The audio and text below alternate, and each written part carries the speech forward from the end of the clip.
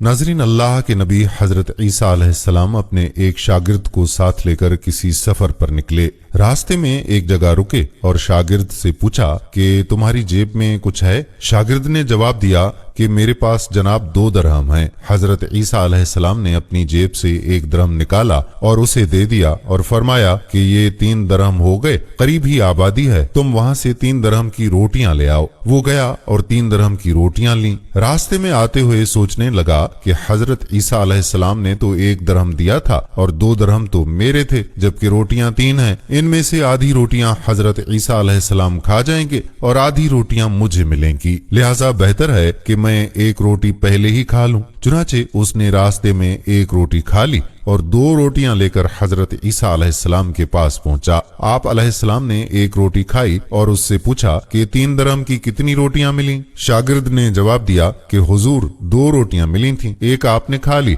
और 1 मैंने। हजरत ईसा अलैहिस्सलाम वहां से रवाना हुए। रास्ते में एक दरिया आया। शागिर्द ने हैरान होकर पूछा, अये अल्लाह के नबी, हम दरिया उबूर कैसे करेंगे जबकि यहाँ तो कोई कश्ती भी नजर नहीं आती? हजरत ईसा अलैहिस्सलाम ने फरमाया कि मत घबराओ, मैं आगे चलूंगा, तुम मेरी अबा का दामन पकड़कर मेरे पीछे पीछे चलते आओ। खुदा ताला ने चाहा तो हम दरिया पार कर लेंगे। चुनाचे हजरत ईसा अलैहिस्सलाम ने दरिया में कदम रखा और शागिर्द ने भी उनका दामन थाम लिया। खुदा ताला के अज़न से आप अलैहिस्सलाम ने दरिया को इस तरह से उबूर कर लिया कि आपके पांव भी गीले नहीं हुए। शागिर्द ने ये देखकर कहा कि मेरी हजारों जानें आप पर कुर्बान, आप जैसा साहिब एजाज नबी तो पहले मबऊस ही नहीं हुआ। आप अलैहिस्सलाम ने फरमाया कि ये मोजज़ा देखकर तुम्हारे ईमान में कुछ इजाफा हुआ? उसने कहा कि जी हाँ, मेरा दिल नूर से भर गया है। फिर आप अलैहिस्सलाम ने फरमाया कि अगर तुम्हारा दिल नूरानी हो चुका है तो भला ये बतलाओ कि रोटियां कितनी थीं? उसने कहा कि हुजूर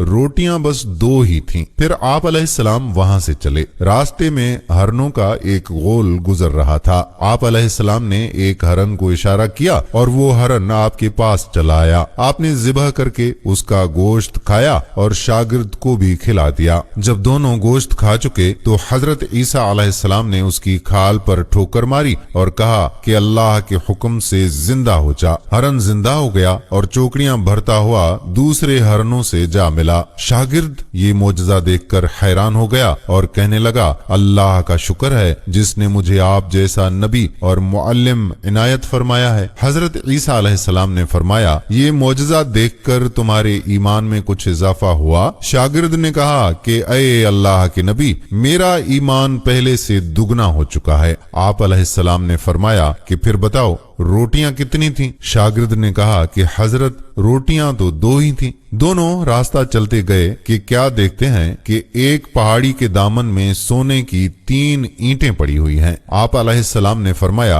कि एक ईंट मेरी है और एक ईंट तुम्हारी है और तीसरी ईंट उस शख्स की है जिसने तीसरी रोटी खाई। ये सुनकर शागिर्द शर्मिंदगी से बोला, हजरत तीसरी रोटी मैंने ही खाई थी। हजरत ईसा अलैहिस्सलाम ने उस लालची शागिर्द को छोड़ दिया और फरमाया कि 3 ईंटें तुम ले जाओ। ये कहकर हजरत ईसा अलैहिस्सलाम वहां से रवाना हो गए और लालची शागिर्द ईंटों के करीब बैठकर सोचने लगा कि उन्हें कैसे घर ले जाए। इसी दौरान 3 डाकू वहां से गुजरे। उन्होंने देखा कि एक शख्स के पास सोने की 3 ईंटें हैं। उन्होंने उसे मार डाला और आपस में कहने लगे कि ईंटें 3 हैं और हम भी 3 हैं, लिहाजा हर शख्स के हिस्से में एक एक ईंट आती है। इत्तेफाक से वो बहुत ज्यादा भूखे थे। उन्होंने एक साथी को पैसे दिए और कहा कि शहर करीब है, तुम वहां से रोटियां ले आओ, उसके बाद हम अपना अपना हिस्सा लेकर यहाँ से चलते बनेंगे। वो शख्स रोटियां लेने गया और उसके दिल में ख्याल आया कि अगर मैं रोटियों में जहर मिला दूं तो दोनों साथी मर जाएंगे और 3